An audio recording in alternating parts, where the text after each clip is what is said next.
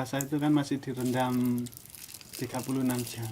Ibu ini rata-rata menjual kopinya ke daerah mana aja Bu? Ekspor atau gimana Bu? Ini ada pengepulnya, sudah ada grosirnya di Pasar Kedawung. Oh gitu. Iya. Sekarang masyarakat Gujali kan kembali banyak yang nanam kopi ini. Ini karena faktor apa Bu? Kok masyarakat kembali banyak nanam kopi ini? Harga jualnya itu yang tinggi.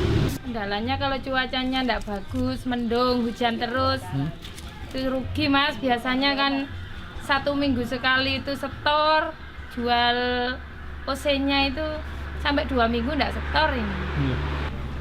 Kopi Guci Alit ini rasanya itu loh Mas, yang sangat mantap itu rasanya. Selain rasanya, ya kalau dibuat wedang kopi itu lain sama dengan kopi dari daerah yang lain yang saya tahu ya, dari petaninya kan saya cuma dagang. Iya. Tugusari, Eskanda, Arabica ada juga. Kalau Eskanda itu keringnya, usinya itu kuning, bening. Peminatnya itu banyak. Kalau Tugusari itu isinya itu besar-besar, tapi warnanya enggak sekuning Eskanda itu, Mas.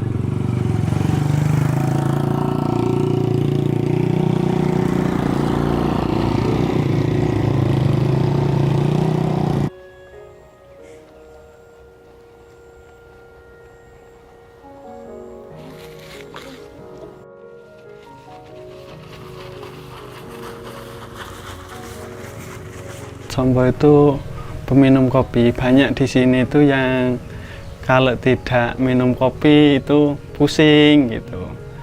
Jadi dari itu, jadi semua lah tuh di Sombo ini rata-rata masih menanam kopi. Jadi filosofi masyarakat Sombo menanam kopi gitu ya Mas? Iya. Apa juga termasuk karena di Sombo ini kan hawanya dingin? Iya, karena hawanya dingin, terus suhunya kan curah hujan di sini cukup lebat, dingin, terus jadi masyarakat itu banyak ya tergantungan itu sama kopi. Kenapa sih di daerah Gujali ini tanaman kopi kok mulai kembali dibangkitkan Mas? Kan Gujali terkenal dengan kebun tehnya ini Mas. Kalau kebun teh itu kan milik perusahaan, sedangkan masyarakat sendiri banyak yang ke kopi karena perawatannya itu lebih mudah, terus tidak membutuhkan biaya yang cukup besar untuk perawatan, sedangkan kalau dipikir hasilnya itu lebih besar kopi. Faktor alam juga, kondisi tanah di sini itu lebih cocok dengan kopi Arabica karena telah diuji kerjasama dulu dengan Puslit Jember, terus tanahnya di sini itu lebih cocok untuk penanaman kopi Arabica. Karena Arabica itu buahnya itu kan lebih lebat kalau di sini dibandingkan dengan Robusta. Sedangkan untuk prospek penjualannya pun juga lebih bagus Arabica. Tapi awalnya itu kopi Robusta, setelah dapat 3 tahunan ini berpindah ke kopi Arabica. Alasannya kenapa Mas kok pindah ke Arabica? Karena melihat ketinggian di sini itu kan di atas 1000 dpl. Jadi karena Arabica itu cocok di ketinggian, terus prospeknya itu lebih bagus dibandingkan dengan kopi Robusta. Kopi Arabica di Gujali ini daerah jenengan dengan kopi Arabica dari daerah lain Mas? Kalau menurut dari teman-teman Puslit Pak Dwi dulu, itu kopi Arabica ini itu setelah dicek itu rasanya itu lebih asam, lebih cocok untuk tanaman kopi Arabica. Mas, selama ini hasil kopi semen jual sendiri atau langsung ada yang nampung tengkulak Mas? Kalau di sini, kalau untuk saya biasanya saya jual sendiri, tapi untuk masyarakat sini masih lewat tengkulak. Total berapa luas Mas kebun kopi yang jenengan miliki Mas? Kalau untuk saya itu 2 hektar. Itu bisa menghasilkan berapa Mas setiap sekali panen? Dulu pernah saya coba 1 batangnya itu perkiraan 1 kilo sampai 1 kilo seperempat untuk per pohon. Sedangkan 1 hektar itu berisi antara 800 pohon. Mas, ini kan PTPN Kertowono kan sudah mulai melirik kopi juga Mas Arabica ini.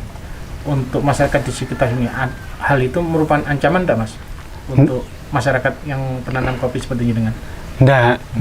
Tidak suatu ancaman. Mungkin nanti kalau PTPN sudah panen, sini juga panen, mungkin kita bisa sharing nanti sama PTPN atau kita membentuk Karang Taruna. Soalnya di sini dulu untuk Arabica itu sudah lewat Karang Taruna. Untuk saat ini masih dijual di lokal dulu, tapi pernah ada kerjasama dengan Indocom, tapi karena permintaan Indocom terlalu besar, dari sini minta 1 kontainer. Untuk Indocom sendiri pernah kirim spesifikasi kopi Arabica dari Sombo dikirim ke Belgia. Ternyata di sana cocok, tapi permintaan terlalu besar, jadi kami tidak sanggup untuk memenuhi karena masyarakat di sini masih banyak petani yang tradisional. Berarti kendalanya apa sih Mas, masyarakat nanam kopi tradisional di sini kok sampai kendalanya di apa Mas? Ya karena masyarakat sini kan kadang bertani itu nanggung, jadi hanya untuk konsumsi sendiri. Seandainya masyarakat sini mau untuk bertani kopi dengan luasan tanah yang ada di sini, mungkin di sini bisa untuk ekspor kopi itu.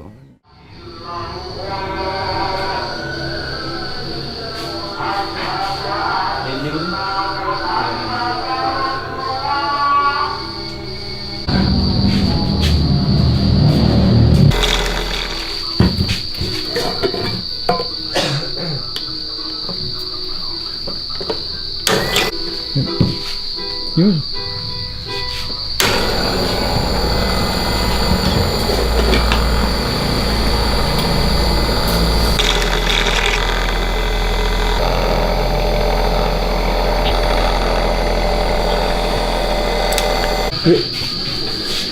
Yes, good.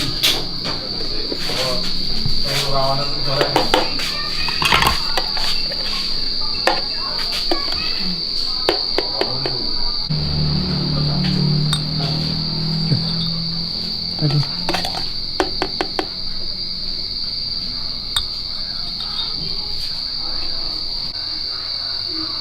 Lah, wayang ini iki lho, bunderin ini lho.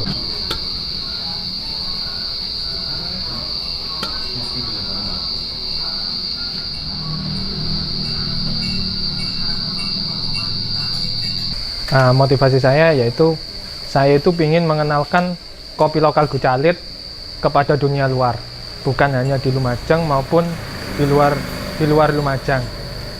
Pertama yaitu motivasi saya ingin mengenalkan, selama ini Gucalit potensinya hanya ada di teh, tapi kita lihat persebaran kopi mulai dari ujung Gucalit sampai ujung Gucalit itu ada, dari 9 desa itu semua ada kopi. Dan di situ sendiri terdapat 3 jenis kopi yang kita tahu selama ini. Ada Arabica, Robusta, Excelsa, atau Liberica. Liberica atau Excelsa yaitu kalau di Lumajang terkenal dengan kopi nangka. Kenapa sih saya mengenalkan kopi ini kepada dunia luar? Ini adalah sebuah potensi yang harus kita kenalkan. Karena lewat kopi kita bisa mengenalkan segala sesuatu. Di Indonesia sendiri kita melihat kopi itu menjadi suatu hal yang sangat-sangat luar biasa. Dan kopi kita, kalau bilang kopi secara umum, kopi di Indonesia itu ada kopi luwak yang paling mahal di dunia. Itu yang memotivasi saya. Kalau menurut saya sih kopinya, kalau kita bilang Arabica di kita itu sudah ada mulai dari ketinggian 1000 sampai 1300. Mungkin kalau yang saya lihat di tempat lain itu kopi Arabica masih mendominasi di Pasru. Pasru kalau dari infonya teman-teman hampir sama. Mungkin ada ciri khas bedanya, yaitu kita berada di pertemuan antara lereng Bromo dan lereng Semeru. Ini bisa menjadi pembeda. Kalau robusta kan cenderung pahit. Hampir rata-rata kopi Lumajang kalau kita bilang robusta menurut saya sih sama. Cuma mungkin dari dari pengolahan atau yang lain-lain kita bisa karakter kopi yang selama ini itu tidak muncul, kita bisa muncul. Dalam arti kayak gini, kalau kita sesuai SOP yang selama ini ada, insya Allah sih bisa merubah karakter kopi. Tapi kalau kita bilang kopi pabrikan yang selama ini rasanya ya flat kayak gitu. Tapi kalau bilang kopi dari petani itu ada sebuah perubahan. Maksudnya cara pengolahan dan lain-lain. Kalau robusta dikelola secara baik dan maksimal, harganya yaitu akan lebih tinggi. Begitu juga arabica. Harapan saya bersama teman-teman untuk kopi Gucalit sendiri, ke depan saya berharap semakin dikenal, bukan hanya di Lumajang maupun di luar Lumajang. Karena saya punya keyakinan bahwa kopi Gucalit ada yang beda dengan kopi yang lain. Mungkin ini, dan kenapa sih saya punya keyakinan seperti ini? Karena Belanda dulu aja sudah menanam kopi di sini. Dan saya yakin bahwa itu punya kualitas. Karena banyak ilmu dari bangsa Belanda yang kita adopsi di Indonesia. Dan sampai sekarang pun teh di Gucalit yaitu teh terbaik di Jawa Timur. Dan saya meyakini bahwa kopi yang di Gucalit pun itu bisa. Kalau arti kopi sendiri buat Mas Irawan apa? Menurut saya sih arti sebuah kopi, kita bisa menikmati dari secangkir kopi.